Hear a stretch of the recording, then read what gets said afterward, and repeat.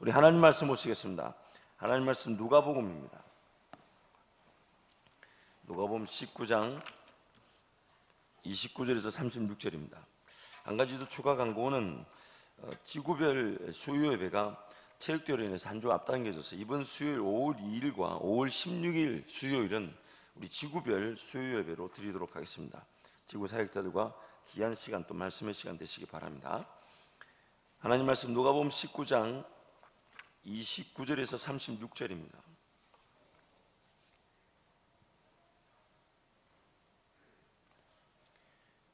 우리 제가 한 절 여러분이 한 절 교독하겠습니다. 감람원이라 불리는 산 쪽에 있는 벳바게와 베다니에 가까이 가셨을 때에 제자 중 둘을 보내시며 이르시되 너희는 맞은편 마을로 가라. 그리로 들어가면 아직 아무도 타보지 않은 나귀 새끼가 메어 있는 것을 보리니 풀어 끌고 오라. 만일 누가 너희에게 어찌하여 푸느냐 묻거든 말하기를 주가 쓰시겠다 하라 하시매 보내심을 받은 자들이 가서 그 말씀하신 대로 만난지라. 나귀 새끼를 풀 때에 그 임자들이 이르되 어찌하여 나귀 새끼를 푸느냐 대답하되 주께서 쓰시겠다 하고 35절 36절 함께 갑니다. 그것을 예수께로 끌고 와서 자기들의 겉옷을 나귀 새끼 위에 걸쳐놓고 예수를 태우니 가실 때에 그들이 자기의 겉옷을 길에 펴더라. 아멘. 주일 저녁 예배만큼은 좀 더 우리 영적인 상황들, 나의 부족함, 연약함을 좀 발견하면서 그래서 하나님 은혜를 구하는 기도의 시간들, 특별히 한 주를 이렇게 시작하는 이 시작점이라고 볼 수 있습니다.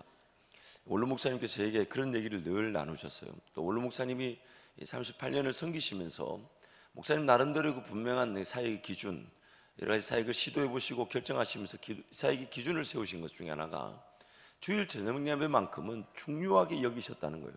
왜 그런가 하면 주일 저녁 예배 때 성도들이 뜨겁게 기도하고 주님을 의지하며 한 주간을 살아가게 될 때에 교회가 든든히 세워질 뿐만 아니라 성도 여러분의 삶이 영적인 활력과 그 힘을 가지고 세상을 넉넉히 이기더라는 것입니다.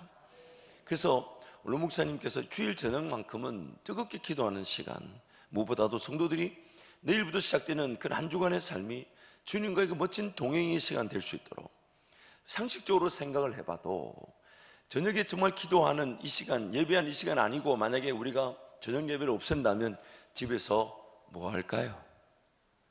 집에서 뭐 할까요?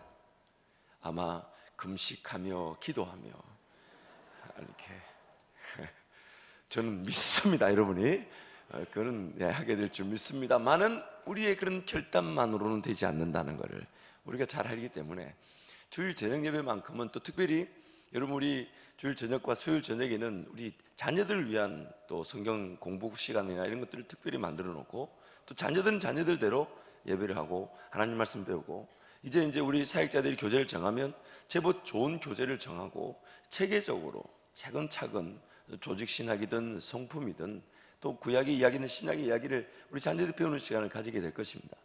그러면서 이 주일 저녁 예배가 여러분 정말 우리 한밭일교회 신앙의 전통과 좋은 유산으로 우리 자녀들에게 물려지기를 축복합니다. 그래서 이 주일 저녁에 뜨겁게 기도하면서 월요일부터 시작되는 그런 삶에 대한 기대감들, 그래서 여러분 기도가 뜨겁게 되고 정말 주님을 정말 찾고 은혜를 구하고 집에 가서 잠을 자면 잠도 잘 오지만은 그 삶에 대한 분명한 여유가 생기게 되고 기쁨이 생기게 됩니다. 아직 말씀이 안 들어갔어요. 근데 이제 생각난 김에 신앙이라는 것은요, 우리가 생각하는 그 이상의 능력을 갖고 있습니다. 항상 문제점이 뭐냐면 내 이해와 내가 생각하는 그 한계 안에서 신앙을 결정지으려 하고 그것이 전부인 양 착각하려고 하는 것이죠. 하나님은 항상 우리가 원치 않는, 심지어 우리가 알지 못하는 혹은 우리가 반드시 가야 되고 누려야 되는 것, 우리가 모르는 그 길을 인도하고 싶으신 분이에요. 그래서 우리 삶을 우리 실력에다 맡겨두지 않으신 것을 우리는 훗날 주님 만나게 되는 날 엄청 기뻐하게 될 것입니다.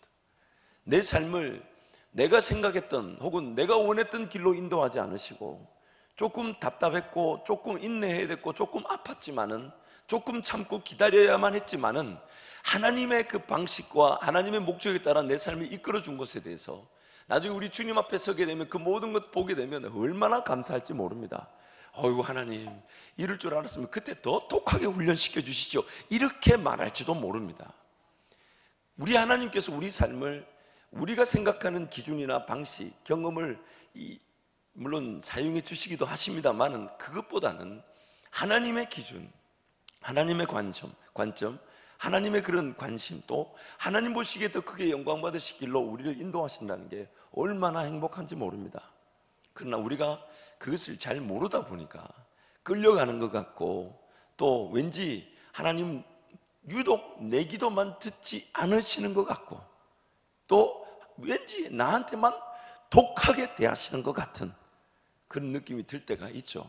그러나 지나고 보면 하나님의 은혜를 우리가 맛보게 되면 그때 내 기도 들어주지 않으신 것이 감사했고, 그때 나에게 좀 인내하게 만들어 주셨던 것이 감사했고, 인생길 조금 돌아가는 듯 보였지만 하나님을 배우고 느끼고 그분을 경험하게 된 것을 더 기뻐하게 될 것입니다. 그래서 여러분, 이 주일 저녁 예배만큼은 그런 사모한 마음으로, 그리고 이 저녁 예배 승리하고 뜨겁게 기도가 되면 한 주간의 삶이 달라지게 됩니다. 용기가 없었던 일이 용기가 생기게 되고요, 두려웠던 일이 사라지게 되고요, 근심, 염려, 걱정하며 벌벌 떨었던 것이 하나님이 반드시 이 상황을 보고 계셔서 나를 도우실 것이라는 믿음이 생겨나게 됩니다. 그러면 사람이 여유가 생기게 되죠. 지금 하나님께 초점을 두고 하나님께 길을 기울여야 되는데 내 방식, 내 방법대로 생각하다 보니까 두렵고 떨리고 무섭고, 그러다 보니 하나님이 인도하실 일에 대해서 깨어있고 관심을 두고 따라가는 일을 놓쳐버리게 되는 거예요. 두려워하느라고, 염려하느라고, 근심하느라고, 벌벌 떠느라고. 그래서 이 영적인 관계, 특히 이 기도의 관계는 나로 하여금 영적인 자존감을 회복시켜주면서 하나님과의 관계, 나와의 하나님과의 관계가 더 분명하게 확인되면서 내가 하나님께 더 집중하게 되는 것입니다. 그러면서 하나님이 이겨나가게 될 길을 제시하실 때 따라가게 되고, 순간순간에 주시는 그 지혜와 아이디어와 계획들로 인해서 하나님의 그 인도하심을 붙들고 선포하며 따라갈 수가 있게 되는 것입니다. 그래서 이 주일 저녁 예배는 우리 한밭제일교회 성숙한 신앙인이라면 반드시 누려지는 축제가 되기를 축복합니다. 또 아울러서 이 저녁 예배 시간을 통해 우리가 낮에 하지 못하는 그런 깊고 또 분명한 얘기, 또 그러면서 나와 개인 혹은 우리 개교회적 그 부흥이나 은혜의 수준을 넘어서서 나라와 민족과 통일과 북한 땅, 또 세계 선교를 위한, 또 교회가 반드시 다루어야 되지만 다루지 못하는 그런 내용들을 깊게 다루면서 함께 하나님 은혜를 구하고 기도하는 그런 시간이 되기를 간절히 축복해 봅니다. 그래서 여러분, 저녁 예배만큼은 사생 결단하시고 기도의 자리, 또한 이 저녁 예배 달려온 여러분이야말로 우리 한밭제일교회 든든한 기둥들임을 믿습니다. 우리 옆에 분에게 한번 축복해 주시죠. 하나님이 당신의 기도를 무척 사랑하십니다. 한 번 더 축복. 자, 왜 갑자기 조용하게 이렇게 안 되겠네. 조금 허리를 펴시고 옆에 분 축복합니다. 예수 이름으로 당신의 삶이 평안할지어다. 평안할지어다. 함께 외칩니다. 저와 여러분의 삶이 평안할지어다. 한밭제일교회가 평안할지어다. 대전 땅이 평안할지어다. 조국과 대한민국이 평안할지어다. 세계 선교와 지구촌이 평안할지어다. 우리 원로 목사님과 장자권 사역이 평안할지어다. 저와 여러분의 일생이 평안할지어다. 사실 제가 이렇게 소리를 지르면 안 됩니다. 지금 굉장히 조마조마한 상태인데 아시는 분들은 기도 많이 해주시고, 또 저든 여러분이든 그런 좀 하나님이 갖추어 주시는 그런 건강이든 영역이든 지력이든 체력이든 하나님 나라 잘 섬길 수 있는, 건강에 잘 섬길 수 있기를 축복합니다. 신앙생활의 위기는 항상 타락한 내 본성으로 말미암아 시작된다고 해도 과언이 아닙니다. 물론 또 다른 타락한 누군가로 인하여 문제가 야기되기도 하지만 대부분의 경우 어떤 영적인 위기, 어떤 어려움, 문제가 발생했을 때는 왜 이런 문제와 어려움이 발생했을까라고 질문을 던지지만, 궁극적으로 하나님께서 우리에게 원하시는 질문은 이 어려움이나 이 아픔이나 이 문제를 나에게 허락하신 이유는 무엇일까? 이것이 하나님의 관심사입니다. 왜 이런 일이 일어났을까?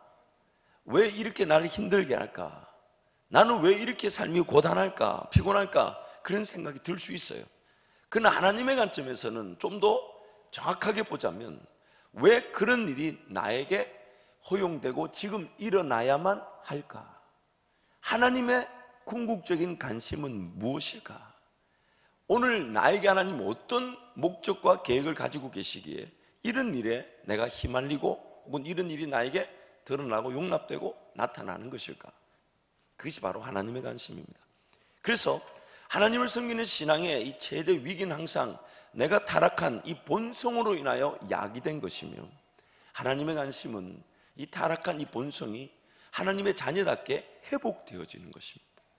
잃어버렸던 하나님의 형상이 회복되어지는 것이며, 정말 죄로 말미암아 죽을 수밖에 없었고 죄 가운데 헤매며 죄에 끌려갈 수밖에 없던 인생이 성령의 그 변화를 받아서 성령 하나님을 따라가고 성령 하나님을 쫓아가고 기어이 성령 하나님의 그 놀라운 역사, 열매에 동참하게 되는 그 은혜를 우리가 보는 것, 그것이 바로 하나님의 일차적인 관심입니다.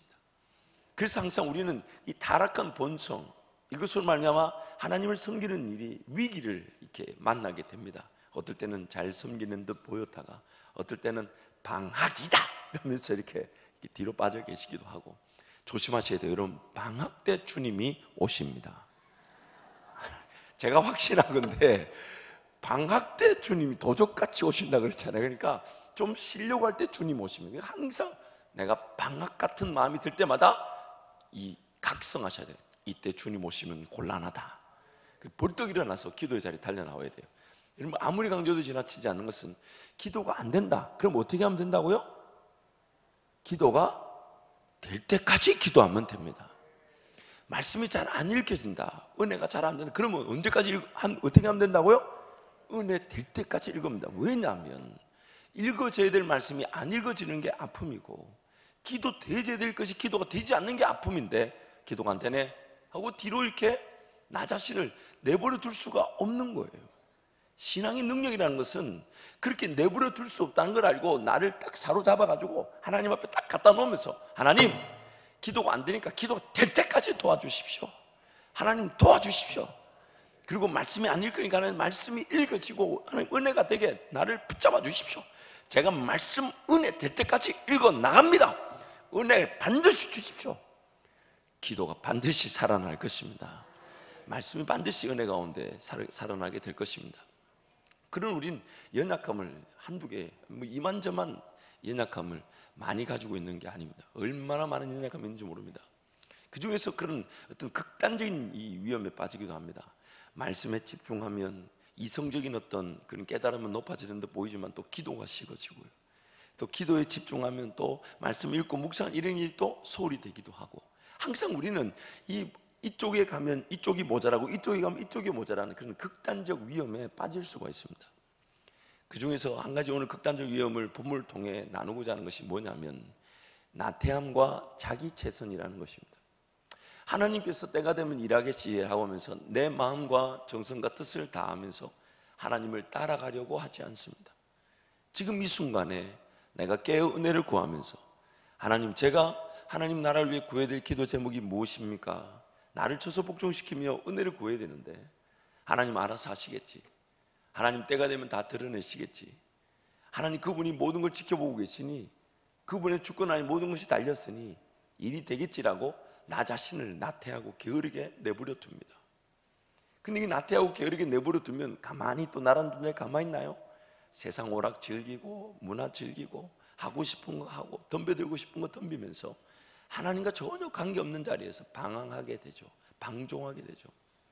그럴 때는 뭔가 좀 더 힘을 불어넣고 용기를 불어넣고 다시 나 자신을 좀 이렇게 세워서 하나님 원하시는 그 은혜의 자리, 기도의 자리, 말씀의 자리, 하나님과 동행하며 어느 길로든 나를 인도하실 그 하나님 앞에 달려 나오도록 또 동기부여와 열정이 필요하기도 합니다. 나태함, 게으름, 이것이 극단적 위험이라면 이 한쪽에 또 위험, 극단적 정반대 방향의 위험은 뭐냐면 자기 최선이라는 것입니다. 하나님의 일이 내 최선 안에 결정될 것인 양 착각합니다. 그 이상을 기대하지 않습니다.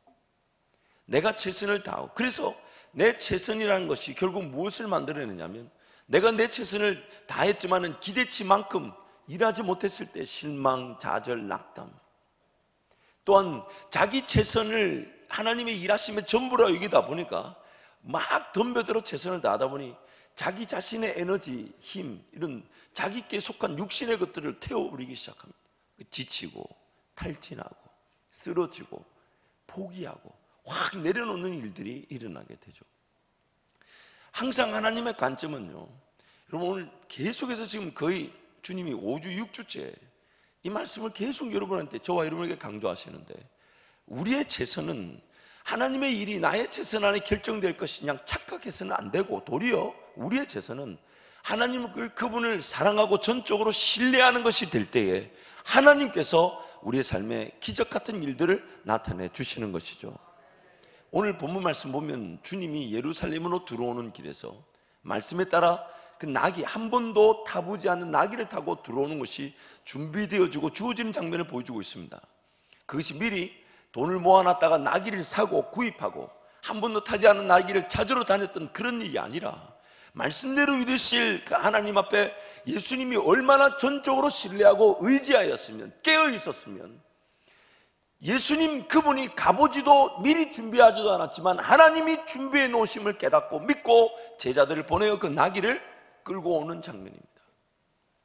우리 예수님의 최선은 주님의 일을 이루기 위하여 본인이 직접 뭔가 일을 해나가면서 준비하는 그런 수준을 넘어서는, 하나님이 하나님대로 일하실 것인데, 오히려 나는 나의 최선으로 하나님을 사랑하고 하나님을 경외하며 하나님 그분을 전적으로 신뢰하는 것이 되었는데, 하나님은 하나님을 전적으로 신뢰하는 그 현장에서 이미 일하고 계셔서 예수님이 필요한 그 모든 것들을 채워 주시더라는 것입니다. 결국 우리 신앙의 능력이 어디에서 나타나는 것일까요? 내 최선 안에서 하나님의 일이 결정될 때마다 우리는 늘 압니다. 어느 정도 일정 부분 예측이 가능했고, 이렇게 물질을 혹은 이렇게 연합해서 이렇게 함께 헌신하면 일이 되겠지라는 그 예측 가능성 안에서, 확률 안에서 하나님의 일이 결정될 때마다 하나님께 영광을 올려드리지만, 또한 내가 뭔가 헌신했다는 것으로 자부심을 어느 정도 느낄 수 있을지는 몰라도 하나님 그분이 영광을 받으시는 일에 기뻐 춤을 추며 기적 같은 일을 인도하신 하나님 앞에 더 기도하는 기회를 잃어버리게 됩니다. 하나님 그분께 기도하는 것만으로도 하나님은 충분히 일하실 수 있다는 그것이 우리의 자랑이 되어야 되는데, 어느 순간 자꾸만 우리 열심, 우리 최선 물론 중요합니다. 그러나 나의 최선, 나의 열심이 전부가 아니라는 걸 알아야 합니다. 그래서 여러분, 좀 더 쉽게 표현을 하자면, 뭔가 몸으로 뛰어서 일을 하는 것보다 내 몸을 주님께 갖다 놓고 오히려 내 몸, 내 육체를 땀을 흘리며 핏방울이 될 것처럼 기도했던 예수님처럼 기도하라는 것이 하나님의 뜻이에요. 그런데 자꾸만 우리는 그 방법보다는 내가 할 수 있는 건 해야 되지 않냐, 내가 할 수 있는 거는 감당해야 되지 않냐, 그것이 먼저 우선이 되어버리는 순간 자기 힘이 바짝 들어가게 되고 지치고 쓰러진 일들이 동반되어지게 되는 것입니다. 그래서 여러분, 양극단절 위험이 있습니다. 근데 오늘 주일 저녁 예배 온 성도들이라면 제가 확신하건대 이렇게 뒤로 이렇게 빠져 있어서 나태하고 분주하게, 나태하고 게으르게 하나님 알아서 하시겠지라고 빠져 계신 분들은 아니라고 확신합니다. 물론 몇몇 눈에 띄는 분들이 아닌 분들이 있는 것 같기도 해요. 그런데 오늘 대부분 오늘 우리가 가질 수 있는 위험은 뭐냐면 자기 최선이에요. 내가 뭔가 열심히 다 하지 않으면 일이 되지 않을 것처럼 여기고 바짝 쪼여들고 덤벼듭니다.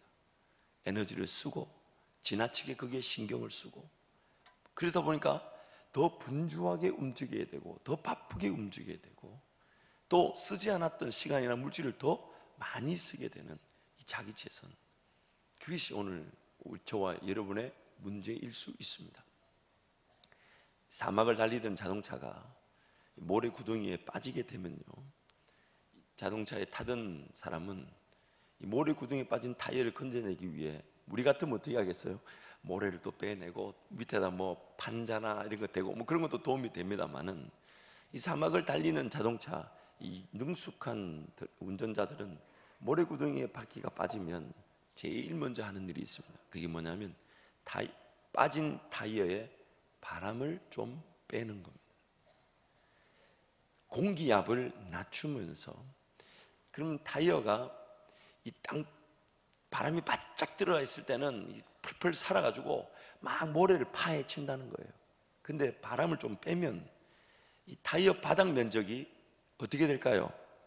넓어지면서 오히려 모래를 넉넉히 이겨내고 빠져나오게 된답니다. 모래 빠진 타이어가 바람을 뺄 때에 모래를 이겨낸다는 것이죠.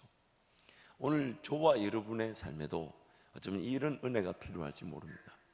여러 가지 문화나 습관이나 또는 그 오락들, 삶의 시간들을 이렇게 따져보면서 나를 분주하게 만들고 있는 것들, 나를 바쁘게 만들고 있는 것들, 그런 것들을 조금 바람을, 타이어의 공기압을 빼듯이 이제 빼는 거예요. 빼고 그 시간에 좀 더 집중해서 주님께 달려나오고 주의 은혜를 구하게 될 때에 하나님께서 기도하는 것만으로도 충분하다 하시며, 보지 못했던 방법을 보게 하시고, 듣지 못했던 그 기적 같은 일들을 듣게 하시고, 가야 될 길들을 발견할 수 있도록 도와주실 것입니다. 대개 기도가 잘 되지 않는 이유, 물론 이것은 목회자들의 탈진 증상과도 연결이 될 수 있는데요, 목회자들이 탈진을 하게 되는 여러 가지 이유들이 있겠지만은 이 탈진의 가장 대표적인, 기도가 잘 안 되고 말씀이 잘 안 읽어지고 하나님께 예배해야 되는 예배가 잘 안 되는 그 탈진 증상이 나타나는 가장 큰 문제가 뭐냐면 체력이 없어서 그렇답니다. 너무 피곤하니까, 너무 몸을 함부로 쓰고 너무 바쁘게 돌아가다 보니까 영적인 생활조차도 이 체력이 떨어지니까 안 되는 거예요. 근데 여러분 한번 생각해 보세요.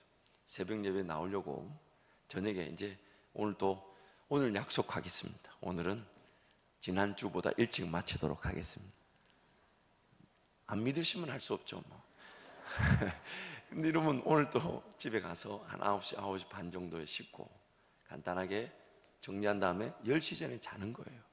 그리고 4시 반에, 오늘 5시 딱 4시 반에 일어나면 6시간 반입니다. 그렇게 자고 와서 기도하는 시간들. 근데 우리는 자꾸 뭔가 이리저리 빼앗기게 되죠. 자꾸만 자기도 모르는 사이에 가자마자 덥석 뭐부터 찾게 됩니까? 이건 에어컨 리모컨입니다. 자기도 모르게 손이 지금 이걸 들고 이렇게 있으면서 자기도 모르게 이거를 이렇게 해서, 그런 문화들에 우리 길들여져 있을 수 있는 것이죠. 그래서 자기 최선이라는 것을 우리를 괴롭힐 수 있다는 것. 사도행전 7장 20절에서 22절 말씀을 함께 선포합니다. 갑니다. 시작.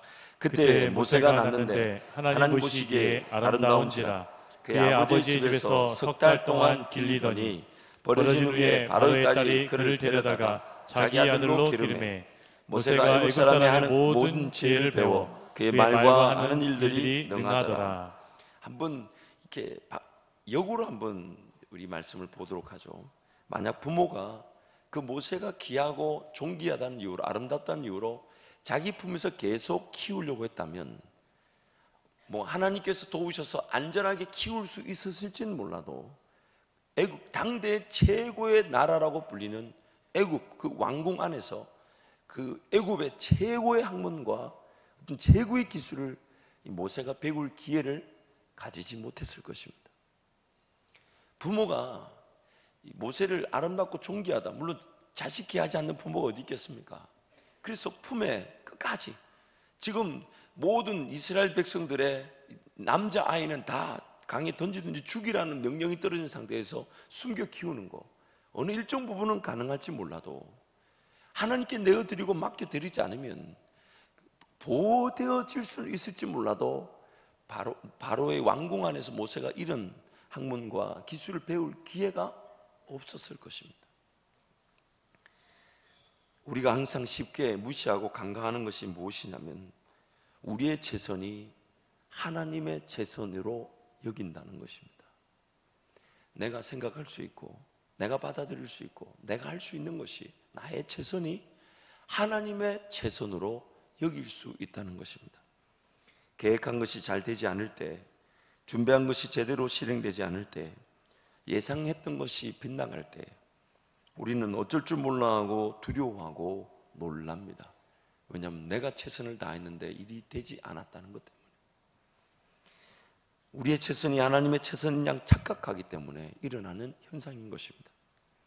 하나님께서는 우리의 최선으로 삶을 이끌어가길 원치 않으십니다. 나의 최선은 나의 하나님을 죽도록 사랑하는 것이고, 하나님은 나의 사랑을 받으셔서 내 삶을 이끌어 가시는 것. 하나님께서는 우리의 최선이 우리의 삶을 위한 것이 아닌 하나님을 사랑하고 그분과 함께 동행하는 것이 되어서 하나님께서 최선을 다해 우리 삶을 인도하길 원하시는 것입니다. 그러나 내 삶을 내가 붙들고 있는 순간 하나님은 내가 내 삶을 내려놓을 때까지 기다리십니다. 내가 내 삶을 붙들고 내 삶을 이끌어 가려고 내 삶을 붙들고 아둥바둥 몸부림치고 있으면 하나님은 내가 내 삶을 붙든 이 손을 내가 내려놓을 때까지 기다리십니다. 결국 우리의 최선이라는 것이 우리 욕심의 결과이며 하나님보다 앞서가는 행보가 되어서 우리를 힘들게 하고 어렵게 하는 요인이 되는 것입니다. 무엇보다도 하나님께서 은혜를 베푸셔서 기회를 베푸시고 길을 열어주시고 불가능한 일을 열어주셨을 때는, 가능하게 하셨을 때는 나로 하여금 더욱더 하나님을 의지하고 신뢰하고 더욱더 하나님을 사랑하고자 그 일을 행하시고 불가능한 가능케 하신 것인데, 내 처순으로 신앙생활하고 봉사를 하고 섬기다 보면 어느 정도 일정 부분 일이 되는 듯 보이지만 정말 하나님께 더 모든 것이 달렸다는 듯이 내어드리고 맡겨드리고 하나님 그분을 전적으로 신뢰하려고 하지 않습니다. 내 최선을 더 반복하게 됩니다. 내 열심을 더 내려고 하게 됩니다. 점점점 에너지는 고갈되게 되고, 그리고 오래가지 않아 쓰러지고 넘어질 수밖에 없는 것이죠. 오늘보다 내일, 내일보다 모레 우리는 하나님의 은혜가 더 필요한 자들입니다. 하나님의 능력이 더욱더 절실하게 요구되는 삶이 바로 저와 여러분의 삶이고 그리스도인의 삶입니다. 모세의 부모가 길렀다면 결코 배울 수 없는 그 은혜의 기회들이 하나님을 믿는 마음으로 하나님께 맡겨드리게 되었을 때에 하나님은 모세가 부모 손에 길러진 것보다 더 놀라운 배움과 또한 성장과 성숙의 기회를 가지고 준비되어지고 쓰임받을 수 있었던 것입니다. 하나님께 나의 삶을, 무엇보다 우리 자녀의 삶을 내어드리고 맡겨드리게 될 때에 하나님께서 하나님의 방식대로 또 그분 방법대로 더욱더 뛰어나게 쓰임받고 하나님께 영광을 올려드릴 수 있도록 우리 삶을 주관하실 것입니다. 자기 주권 혹은 부모로서의 그런 자기 주권들 다 내려놓고 하나님의 전적 주권 앞에 자기 권리, 부모로서의 권리를 내려놓는 것, 이것이야말로 인생의 가장 큰 행복일 것입니다. 누구든지 나를 따라오려거든 날마다 자기를 부인하고 제 십자가를 지고 나를 쫓을 것이니라. 사도행전 이어전 23절에서 25절 말씀을 보면 이런 말씀 나옵니다. 함께 합니다. 나이가 40이 되매 그 형제 이스라엘 자손을 돌볼 생각이 나더니 한 사람이 원통한 일 당함을 보고 보호하여 압제받는 자를 위하여 원수를 갚아 애굽 사람을 쳐 죽이니라. 그는 그의 형제들이 하나님께서 자기의 손을 통하여 구원해 주시는 것을 깨달으리라고 생각하였으나 그들이 깨닫지 못하였더라.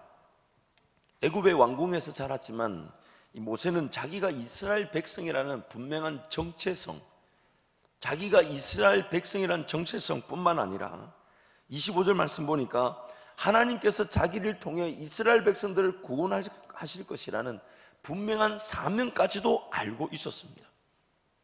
그가 어떤 삶을 어떻게 살아왔는지를 대변하여 주듯 이스라엘 백성, 자기도 왕궁에서 자랐지만 자기는 이스라엘 사람이라는 것과 심지어 하나님께서 자기 삶을 주관하시고 자기를 통해 일을 이루실 것인데 그 일이 바로 자기 손을 통해 이스라엘 백성들을 구원할 것이라는 자기만의 사명을 분명히 인지하고 있었습니다. 하지만 안타까운 것은 하나님의 사명을 인식하였다고 할지라도 그 사명을 이루시는 분도 하나님이신데 자기 열심, 자기 최선이 들어가는 순간 모세도 실패하고 말더라는 것이에요. 하나님이 사명을 주셨고 그렇기 때문에 하나님께 더 은혜를 구하고 하나님께 매어 달려야 될 기회가 되는 것인데 그 사명을 인지했다는 이유로 하나님의 영광을 위해 살아야 된다는 걸 알면서도 하나님 나라를 위해 살아가 있는 걸 알면서도 더 하나님께 무릎을 꿇고 은혜를 구해야 될 것이 도리어 내 열심, 내 최선의 현장으로 바뀌어버리게 되고 그것이 결국 실패를 야기하게 되더라는 것입니다. 하나님께서 알게 하신 사명, 그렇기 때문에 그 사명을 이루실 분도 하나님이시며 하나님의 방법이 아니고서는 쓰임받을 수가 없다는 것을 모세가 몰랐던 것이죠. 그래서 기어이 자기 백성 이스라엘을 괴롭히는 애굽 사람을 쳐 죽인 일로 인해서 광야로 도망하게 됐는데, 좀 더 정확하게 말하자면 자기 힘으로 감당하고자 했던 사명으로 인해 실패했던 모세가 갈 수 있었던 곳은 광야밖에 없었습니다. 그 애굽이란 나라, 지금의 이집트죠. 이집트란 나라를 볼 때 이쪽 시내 광야, 사람이 살지 않는 시내 광야 말고는 동편이죠. 동편 말고는 서편으로는 다 다른 나라들이기 때문에 도망을 갈 수 있는 나라들이 없었습니다. 실패한 모세가 갈 수 있었던 곳은 광야밖에 없었던 것입니다. 그런데 하나님께서는 훗날 이스라엘 백성들을 구원하실 때에 그들이 반드시 지나가야만 했던 길이 광야 길이기 때문에 모세가 실패하여 어쩔 수 없이 살았던 광야의 삶을 하나님은 재사용해 주셨다는 것입니다. 광야에서 할 수 있었던 것은 양치는 것이었는데 하나님께서는 실패하여 양을 치며 살았던 모세의 삶으로 하여금 이스라엘 백성들을 광야에서 마치 양을 이끌어가듯 이끄는 그 기회로 바꾸어 주셨다는 것이에요. 양을 치던 목자가 하나님의 백성을 인도하는 목자로 성화가 된 것입니다. 반드시 지나가야만 했던 광야길을 위해 마치 사전에 준비한 것처럼 모세로 하여금 준비되게 하신 하나님, 물론 모세 입장에서는 실패한 삶의 현장이었지만 하나님께서는 하나님 그분의 주권과 섭리 안에서 재해석되어지고 사용될 수 있게 만들어 주신 것입니다. 우리 인생의 최고의 은혜가 바로 이것입니다. 하나님께서 바꾸어 쓰지 못할 인생이 없으십니다. 하나님께서 성화시켜 사용하지 못할 인생의 순간은 없으십니다. 실패한 인생조차도 하나님의 손에 붙들리게 되면 그 실패의 기록이 성화되어 하나님의 영광을 위한 도구로 쓰임받을 수 있다는 것입니다. 그러므로 가장 중요한 것은 하나님의 나라와 을을 위해 살아가는 삶이라면 비록 타락한 본성의 유혹과 미혹에 이끌려 넘어지고 쓰러진다고 할지라도 하나님께서 그 모든 순간을 하나님의 영광을 위한 기회로 사용해 주신다는 것. 그래서 매 순간 그 하나님께 달려나와 은혜를 구하며 하나님 그분이 지금 나 어쩌면 제대로 걷고 있다면 제대로 걷는 길을 더 잘 걷게 만들어 주시고, 지금 실패하고 넘어져 쓰러져 있고 아무런 힘과 소망이 없다 하지만 하나님께 달려나와 은혜를 구한다는 이유로 하나님 그분이 힘과 용기와 열정을 동기부여를 부어주셔서 하나님을 더 의지하며 쫓아가도록 만들어 주신다는 것입니다. 하지만 경계해야 되는 것은 자기 최선, 자기 열심으로 쓰러진 자, 모세의 그 모든 기록을 하나님 바꾸어 써주실 수 있지만 나태하고 삶을 내버려 두고 하나님 언젠간 일하시겠지라고 버려둔 자기 삶, 하나님과 관계, 하나님 그분을 기대함이 없이 살아갔던 그 삶은 쓰임 받을 수도 없고, 만약에 쓰이게 된다면 하나님 그분과 관계없는 자리에서 쓰임 받고 버려질 수가 있습니다. 하나님 나라를 위해 산다고 할 때에 오늘 우리가 경계해야 되는 것은 하나님이 알아서 일하겠지 하며 내 삶을 나태하게 게으르게 내버려 둘 수 없으나, 또 반면에 하나님께서 원하시고 즐거워하시는 일을 깨달았거나 혹은 살아가고 싶다는 마음으로 자기 열심, 자기 최선만으로 섬긴다 하는 것도 경계할 줄 알아야 합니다. 그러나 자기 열심, 자기 최선에 빠져 쓰러져 있다 할지라도 하나님 나라를 위해 살고자 하는 그 마음, 그 삶의 모든 것들을 훗날 하나님은 빚으시고 바꾸어 주셔서 하나님의 영광을 위하여 그 실패의 기록들이 승화될 수 있도록 인도해 주시더라는 것입니다. 로마서 6장 1절 2절 말씀 우리 함께 갑니다. 그런즉 우리가 무슨 말을 하리요? 은혜를 더하게 하려고 죄에 거하겠느냐? 그럴 수 없느니라. 죄에 대하여 죽은 우리가 어찌 그 가운데 더 살리요? 하나님 알아서 구원해 주시는데 죄 지어도 돼 라고 말할 수 없다는 거예요. 그래서 내 자신을 하나님께 더 내어드리면서 하나님 그분을 따라감으로 죄를 이겨내고 그런 죄의 권세, 죄의 힘들을 물리쳐내는 그런 은혜를 누리기를 원하시는데, 우리는 자꾸만 또 그 은혜를 누린다는 것을 자기 힘, 자기 열심으로 덤벼들 수 있더라는 것입니다. 하나님께서 사람을 쓰실 때는요, 동행의 관계에서 그 사람을 빚으시고 성장시키고 세우시기 위해 쓰임받게 하시지만은 또 그저 하나님 나라와 영광을 위하여 잠시 잠깐 쓰는 도구로도 쓰실 수 있다는 겁니다. 오늘 본문의 모세 혹은 애굽의 바로의 왕의 경우를 들 수가 있습니다. 모세의 경우, 모세 그를 하나님께서 사랑하셔서 인격적 관계를 통한 성숙과 변화를 위해 그를 세우시고 그를 사용하시고 그로 말미암아 더욱더 하나님과 더 깊은 인격적 관계를 세워나가도록 인도해 주셨지만, 반면 애굽 왕 바로는 그 마음을 강팍해 하시는 등 하나님 그분의 능력과 권세를 그저 쓰임받는, 인격적 관계와 관계없이 쓰임받는 도구로만 써줄 수 있더라는 것입니다. 그래서 이것을 로마서 9장에서는 이렇게 말합니다. 함께 갑니다. 이 사람아, 내가 누구에게 감히 하나님께 반문하느냐? 지음을 받은 물건이 지은 자에게 어찌 나를 이같이 만들었느냐 말하겠느냐? 토기장이가 지능 한 덩이로 하나는 기 있을 그릇을, 하나는 천이 있을 그릇을 만들 권한이 없느냐? 만일 하나님이 그의 진노를 보이시고 그의 능력을 알게 하고자 하사 멸하기로 준비된 진노의 그릇을 오래 참으시고 관용하시고 또한 영광받기로 예비하신 바 국률의 그릇에 대하여 그 영광의 풍성함을 알게 하고자 하셨을지라도 무슨 말을 하리요? 이 두렵고 떨리는 일이죠. 그래서 항상 하나님 앞에 달려나와 은혜를 구하고 하나님과의 관계를 확인할 수밖에 없는 것이, 행여나 나란 존재가 영광의 그 풍성함을 나타나기 위한 일시적인 도구로 쓰여지고 버려질 수 있지 않을까. 그래서 빌립보서 말씀에 우리 구원을 이룰 때에 하나님과의 관계를 빚어나가며 세워나갈 때에 그 구원을 이루는 자세에 대해서 말하기를 두렵고 떨림으로 너희 구원을 이루라고 말하는 겁니다. 행여나 내가 하나님과 관계없는 자리에서 하나님을 섬긴다 혹은 하나님을 이용하고 정말 물질적인 복 혹은 세상적인 복의 기준에서 하나님을 섬긴다 할 수 있기 때문에, 그래서 오늘 하나님의 관심에 철저하게 귀를 기울여야 돼요. 내가 뭘 가지고, 내가 무엇을 가지고 일하고 어떤 영향력, 어떤 일을 나타내는 것, 그것은 부차적인 것입니다. 하나님의 관심은 나란히 존재한 사람이 하나님을 진심으로 사랑하고 그분 때문에 삶의 모든 순간에 그분을 예배하는 것, 그분을 찬양하는 것, 마치 사랑의 편지를 읽어나가듯 하나님 말씀을 대하는 것, 그분을 느끼기 위해 오늘 또 나에게 무엇이든 말씀하시고 나도 무엇이든 하나님께 구하지만 하나님 그분이 이 기도하는 이 순간에 나와 함께 하신다는 그 분명한 확신, 인격적인 관계에서의 사랑을 하나님은 더 집중하고 계십니다. 그렇기 때문에 오늘 우리 삶의 이 신앙의 이 초점이 무엇이 되어야 되냐면 하나님과의 그 깊은 사랑의 관계. 성경을 보면 구약에서 신약까지 세 가지 종류의 하나님과 이 사람의 관계에 설명합니다. 첫 번째 관계는 주인과 종의 관계죠.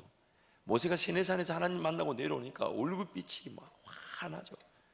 그러면 이스라엘 백성들 입장에서는 어떻게 돼야 되냐면 하나님 나도 모세처럼 만나 주십시오라고 말해야 되는데 이 사람들이 뭐라고 얘기합니까? 무서우니까 하나님께 요청해서 모세 당신을 통해 우리에게 말씀하시고 우리는 만나러 올라라 소리 하지 마시라고. 그렇게 두려움의 기제를 가지고 하나님을 섬기는 관계가 있죠. 두 번째 관계는 친구의 관계다. 그래서 예수님이 너희를 더 이상 이 종이라 아니라 친구라 부른다. 서로 대화를 나누고 동등한 관계에서 친구의 관계로 설명합니다. 그러나 그것 역시 궁극적인 목적이 아닙니다. 주님이 원하시는 것은 우리가 거룩한 신부처럼 예수님을 신랑으로 모시고 주님 다시 오시는 그날까지 그건 결혼의 관계, 신랑의 신부의 관계를 갖고 살아가는 것. 그 관계를 통해 내가 누리는 것이 무엇이며 내가 맛보는 능력이 무엇이며 하나님을 기대하는 바가 전적으로 내가 얼마나 하나님을 신뢰하고 의지하는 바가 나타나게 되는 것입니다. 하나님의 관심은 거기에 있는 것입니다. 잠언 16장 3절 4절 말씀 함께 갑니다. 너의 행사를 여호와께 맡기라. 그리하면 내가 경영하는 것이 이루어지리라. 여호와께서 온갖 것을 그 쓰임에 적당하게 지으셨나니 악인도 악한 날에 적당하게 하셨느니라. 나는 악인이 아니다. 물론 그 믿음, 그 확신 감사한 것이지만 내 신앙 삶을 뒤돌아볼 때 그럴 수 있다는 위기감은 항상 존재하고 있습니다. 정말 주님 사랑함의 관계를 통한 기도의 자리인지, 내가 정말 주님을 사랑하니 주님을 알고 싶어 대하는 말씀인지, 오늘 저와 여러분의 삶을 뒤돌아보고 주님과 관계가 더 뜨거워지기를 축복합니다. 매 순간의 행사를 여호와께 맡기지 않으면서 하나님의 쓰임을 기대하는 것은 쓰임을 받을 수 있을지는 몰라도 성장과 성숙의 기회가 없는 인격적 관계를 저버린 기회라고 할 수 있습니다. 하나님과 동행이라는 분명한 관계 위에서 하나님의 은혜를 구하며 하나님께 깨어 기도하고 하나님 나라를 사모하고 그분의 영광을 위해 살고자 하지만 타락한 본성으로 인해 우리는 쓰러지고 넘어지고 또 실패와 좌절을 경험할 수 있습니다. 그러나 하나님은 그런 우리의 연약함을 다 알고 계시기 때문에 그것을 하나님을 더욱더 의지하고 신뢰할 수 있는 기회로, 심지어 하나님께 최선을 다하고 하나님의 영광을 위해 살고자 내 열심, 내 처선으로 실패한 것조차도 하나님 나라를 위해 바꾸어 써 주실 수 있더라는 것입니다. 그것이 바로 하나님 우리를 일으켜 세워주시는 놀라운 능력의 기회인 것입니다. 2011년에 저 혼자서 비디오 사역을 한번 시작해 봤습니다. 영상 사역. 이게 뭐냐면 제가 이제 텍사스에 있던 그 사우스웨스턴 침례 신학교를 졸업을 하고 이제 하나님 뭔가 떠나자. 일제히 여러분 저 자동차 뒤집어진 거 보여드렸죠? 기억나세요? 핸들을 붙잡고 제가 했던 말이 뭐냐면 주님 떠나겠습니다 였거든 거예요. 그래서 주님 떠나겠습니다 했을 때 이제 선교단체 대표님이 저한테 제안을 하셨어요. 뭘 제안하셨냐면 이거 하자 저거 하자 말하지 않겠다. 그때 제가 이제 전도사니까 김 전도사가 하자는 거 할 테니까 제안해 달라 그랬어요. 그래서 저 혼자서 이제 기도하면서 뭘 해볼까 이렇게 혼자 생각하다가 그럼 그런 기회가 주어지면 하나님께 물어야 되는데 하나님 이 기회가 저를 위한 하나님의 기회입니까 아닙니까? 이 물어야 되는데 전혀 묻지 않고 혼자서 뭘 할까 이렇게 생각을 하다가 뭘 생각했냐면 리더들을 만나서 그분들의 메시지를 받아가지고 그 메시지를 한국교회 특히 그 리더십에 관심을 둔 성도나 목회자들에게 전하는 사역을 해야 되겠다. 들어보니까 여러분 느낌이 어때요? 괜찮죠? 뭐 제가 죄짓는 거 아니잖아요 지금, 그렇죠? 아니 그렇잖아요. 우리 교계 혹은 이 크리스찬 이 삶을 살아가는 리더들을 만나서 그분들의 그런 간증 혹은 메시지를 듣고 비디오에 담아가지고 영상으로 담아서 그런 교계 기독교적 삶 혹은 이 목회자적 그런 리더십에 관심을 둔 이 성도들 목회자들에게 보내는 거 괜찮지 않나요? 그래서 저 혼자 막 불이 붙는 거예요. 그래가지고 해야 되겠다 해가지고 이제 부탁을 했어요. 했더니 선교단체에서 그러면 여러 가지 이제 방법들을 막 주는데 그게 뭐냐면 이제 온라인에서 이름과 이메일 주소를 신청을 받으면 그 사람들에게 그 이메일 뉴스레터라 그러죠. 이메일로 보내는 거예요. 그래서 일주일에 2번 화요일과 목요일 보내기로 하고 보낼 때마다 영상뿐만 아니라 좋은 그 리더십 인용글들 영어로 된 것들을 영어와 한글로 제가 일일이 다 번역하고 또 좋은 글 신앙적 관점에서 리더십적 관점에서 자세와 성품이나 혹은 사람과의 관계의 그 지혜의 말씀들을 이렇게 외국 메시지를 제가 직접 일일이 다 번역해가지고 그래가지고 검수도 맞고 깔끔하게 해서 그 이메일 뉴스레터로 이렇게 보내기 시작했습니다. 그리고 리더들 전화해서 만나러 가고 그러면서 이제 제 마음이 부풀어 오르기 시작했어요. 이것이 하나님이 인도하시면 이게 그래서 저는 그때 배짱이 있었어요. 그게 뭐냐면 누구한테 후원을 요청하지 않겠다. 구차하게 사람한테 내 어려우니 도와달라고 말하지 않겠다. 이것이 질적으로 분명한 가치가 있다면 후원하는 사람도 벌떼처럼 구름떼처럼 몰려오게 될 것이다. 그렇게 혼자서 배짱을 가지고 사역을 시작했습니다. 제 주변에 이제 이메일 정리해 보니까 한 1000명 정도, 1000명 이메일하고, 또 그 대표님이 자기 주변에 이제 목사님들, 이제 가까운 분들 한 2000명, 그래서 3000명을 이제 이메일을 보내기 시작했어요. 이게 이메일 보냈는데요, 한 달쯤 지나니까 신청자들이 막 이 파생적으로 늘어나는 거예요. 그 이메일을 받은 사람들이 또 다른 누군가에게 추천해주고 이래가지고 한 달이 지나니까 한 5,000명, 두 달이 지나니까요 한 7,000명, 이렇게 숫자가 점점점 막 늘어나는 거예요. 이 얼마나 대단한지 잘 모르시는 거죠, 지금. 이게 지금 얼마나 대단한지 잘 모르시는 모양인데, 여러분이 뭔가 광고를 했는데 페이스북에 뭐 이런 나한테 누가 팔로우를 하는데 5,000명, 6,000명 이렇게 늘어나는 게 쉽지가 않아요. 이게 참 설명이 어렵네. 이 고개를 좀 끄덕여 주시고 이래야 되는데, 어쨌든 이게 7,000명 지나고 한 3개월, 4개월 지나니까 10,000명이 넘어가는, 10,000명이. 여러분, 이제 이런 관계는 이제 버려야 될 줄 믿어요. 목사가 좀 진지하게 얘기하면, 이게 아멘할 타이밍이 없다, 이렇게 좀 눈치를 채시고 아멘을 해주셔야 얼른 이게 오늘 또 늦게 끝나겠네. 어쨌든 여러분, 설교가 길어지는 건 목사 책임이 아니라고 봅니다, 저는. 여러분이 고개를 안 깨드시고 멍하니 바라보고 있으면 못 알아들었다 생각하고 또 반복하고, 그래서 목사는 집에 가서 또 사모한테 욕먹고 이러는 거예요. 자, 어쨌든 그래서 이제 그 이메일 숫자가 이렇게 쭉 늘어나니까 제 아내한테 보여줬더니 여러분은 똑같은 반응이에요. 전혀 관심이 없는 거예요. 되는가 보지 이렇게 생각하고, 막 10배를 더 얘기해도 그 정도는 해야지, 아무것도 안 하고 그것만 하는데 이런 얘기만 들려오니까 이게 참, 어쨌든 이제 한 6개월 지나니까요 한 12,000명씩 이렇게 되는 거예요. 그러니까 이게 기대가 생기잖아요. 근데 그때부터 이제 그 기대가 어떤 기대였냐면, 그 사역에 대한 기대라기보다는 이제 누군가 나한테 뭐 할까요? 후원하겠지, 이렇게 생각했어요. 매일 아침마다 기도하기 전에 이메일을 열어보고 누가 답이 왔는지, 누가 돈을 보낸다는 연락이 왔는지, 이걸 제가 점검하기 시작하는 거예요. 그런데 정말 진짜 신기한 건요, 단 한 명도 아니 12,000명, 그리고요 나중에 그 1년 지나니까요 27,000명이 되었어요. 저한테 아직 그 27,000명 이메일, 그러니까 이름과 이메일 주소만 있지만 27,000명 리스트가 있어요.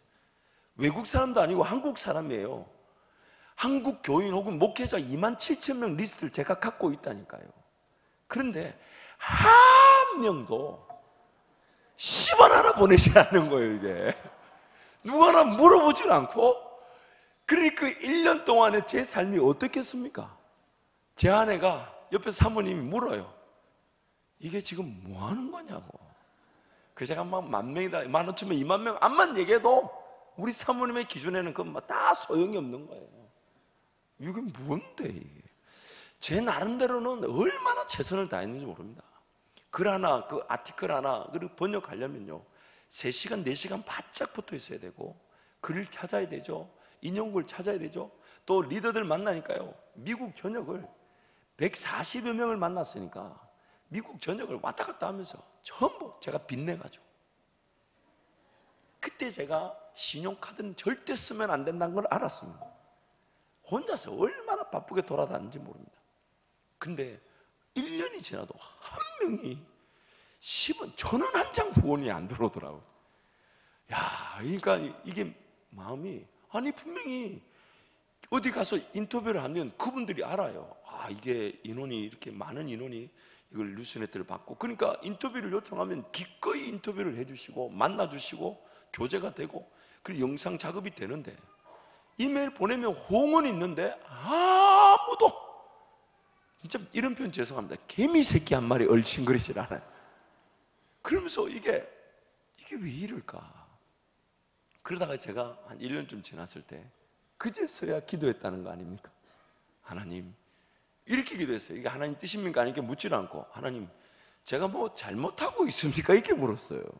그런데 그 기도가 귀에 어디로 갔냐면, 하나님 혹시 이거 제 눈에는 옳아 보이는 것이지만 하나님은 원치 않으셨던 일입니까?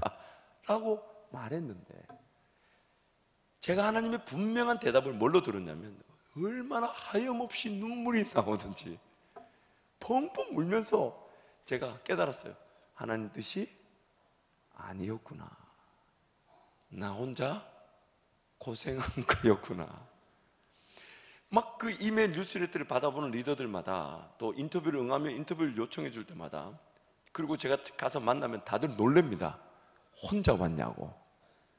왜냐하면 카메라 들고 마이크 들고 혼자 막 장비 이렇게 짊어내고 노트북 짊어지고 혼자 막 낑낑대고 가가지고 잠깐만 기다리시라 이러고 혼자 마이크 설치하고 비디오 설치하고 영상 설치하고 혼자 땀빨 흘리니까 저한테 물어요. 아니 그 사역을 혼자 하냐고. 그럼 제 속으로 후원을 안 해줘가지고 제가 혼자 합니다. 말은 안 하고 그렇게 얘기했던, 물론 그 인터뷰 중에 만났던 분이 바로 우리 이용원 목사님이세요. 목사님도 그날 후원 안 해주시고 제가 목사님 밥을 샀다는 거 아닙니까? 그날따라 뭐 저 나중에 한 사실입니다만은 우리 목사님이 주특기가 어디 가면 누구한테 나눠주는 거잖아요. 저를 만났을 때 목사님이 나중에 그러시더라고. 내가 그때 김 목사한테 미안했다고. 왜냐하면 그렇게 만났으면 이렇게 좀 후원도 해주고 해야 되는데, 그날따라 뭐 우리 교인 중에 LA 몇몇 분이 사셨던 것 같아요. 고 머시기 집사님 뭐 이런 분들 사셨던 것 같은데 그분들 다 주신 거예요. 다 나눠주고 식사 사주고 했는데 그날따라 돈을 찾아놓은 것도 없고 털털 계신데 인터뷰를 했는데, 그래서 시간 보니까 저녁 식사 시간이 돼서 사모님하고 두 분 식사하셔야 될 것 같아가지고, 그래서 목사님 식사하러 가시겠습니까? 했는데 갔는데 목사님 계속 주저주저 하시는 거예요. 돈이 없으신 거예요. 물론 제가 살려고 갔습니다. 그런데 그런 인터뷰 사역을 제가 1년 6개월 정도 하면서 이게 하나님의 뜻과 관계없는 일인데도 내 눈에 좋아 보이는 것으로 뭔가 일이 되는 것처럼 보이지만 열매가 없다는 걸 알았습니다. 물론 그것이 제가 생각했던 열매가 없는 것이지만, 그래서 저는 그때 하나님 내려놓겠습니다. 그 내려놓겠다는 그 말 한마디가 참 쉽지 않았어요. 그래서 선교단체에다가 모든 걸 다 돌려주고 내려놓았을 때 오히려 제 길이 방송국으로 또 우리 목사님 만나고 또 이쪽으로 오게 되는 길로 이어지게 되었습니다. 그런데 제가 오늘 이 자리에서 우리 교회를 섬기며 또 여러분을 섬길 때에 그때 하나님이 그 인터뷰했던 그 모든 내용들이 제가 제일 먼저 배웠다는 것을 깨닫게 하셨습니다. 그때 그 순간에는 정말 아무런 열매가 없는 듯 보였지만은, 물론 제가 기대했던 열매가 없었을지도 모릅니다만은, 그때 140여 분의 그 리더들을 만나서 그들에게 질문을 던지기 위해 그분들의 기사, 그분들의 간증, 또 그분들의 메시지 전하는 거 이런 걸 들으면서 질문을 준비하고 내가 무엇을 묻고 그것이 어떻게 그분들에게 엑기스 같은 것이 나와서 또 누군가에 전달될까, 그 모든 것들이 결국 하나님이 저를 더 빚으시고, 그때 아무런 열매가 없었던 그 일이 오늘 이 자리에서 섬겨보니까 새록새록 그때 그분이 이렇게 말씀을 가르쳐 주셨고, 그때 그분이 그런 목회적 위험이나 목회적 차원에서의 그런 변수들, 또 좀 더 진일보할 수 있는 목회적 차원에서의 리더십 내용들, 이런 것들을 깨닫게 하신 것들이 이제 섬기면서 제 머릿속에서 새록새록 기억나게 하시고, 그때 그 순간에 그 아무런 열매가 없었던 것처럼 보였던 그 일이 지금 하나님이 새롭게 바꾸어 쓰신 은혜를 제가 누리고 있습니다. 하나님 그분의 손에 내 삶을 내어드리고 맡겨드리게 되면 하나님 그분께서 내 삶에 지나가는 모든 여정에서 쓰시지 못할 것이 없습니다. 반드시 그 모든 것, 심지어 내가 주님을 섬기기 위해 내 인간적인 열심과 최선을 다한 것이 정말 실패와 좌절과 낙담을 만들어냈다 할지라도 하나님 그것조차도 나중에 하나님이 사명을 감당하게 하는 그 본래의 궤도에 들어서게 했을 때 하나님께서 귀하게 쓰시는 도구와 또 은혜의 수단으로 승화시켜 주신다는 것입니다. 관건은 그 사명 앞에 귀를 기울이며 하나님 앞에 날마다 엎드리는 것입니다. 지난 날을 뒤돌아보며 후회하고 한탄할 것이 아니라 오늘부터 내 삶은 하나님이 책임져 주실 수 있으시며, 오늘부터 내 삶을 인도해 주실 수 있으시며, 오늘부터 내 삶을 주관해 가실 때에 지난날의 내 가오나 실수나 실패까지도 하나님은 바꾸어 쓰실 수 있다는 그 기대감으로 우리 주님께 더 깊이 말씀과 기도의 자리에 달려나가는 저와 여러분이 되기를 축복합니다. 기도하겠습니다. 하나님 아버지, 은혜와 사랑을 진심으로 감사합니다. 우리 삶에 그 어떤 것도 바꾸시지 못할 것이 없으시며 쓰시지 못할 것이 없음을 기억합니다.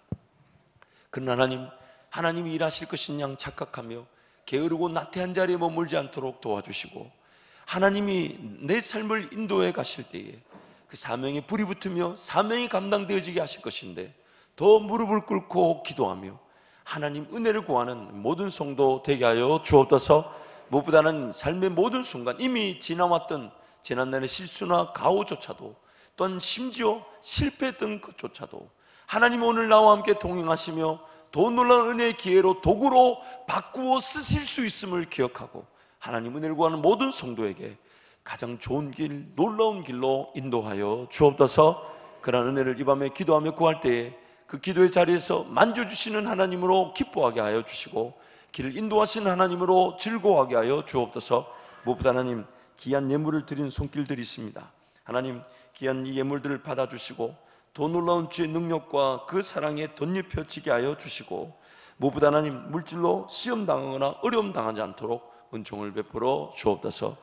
귀한 이 밤, 우리 주일 저녁 예배만큼은 신앙의 성숙과 성장을 사모하며 모든 성도들 기도하는 마음으로 덤벼드는 귀한 은혜의 잔치가 되게 해 주옵소서. 예수님 이름으로 축복하며 기도합니다. 아멘.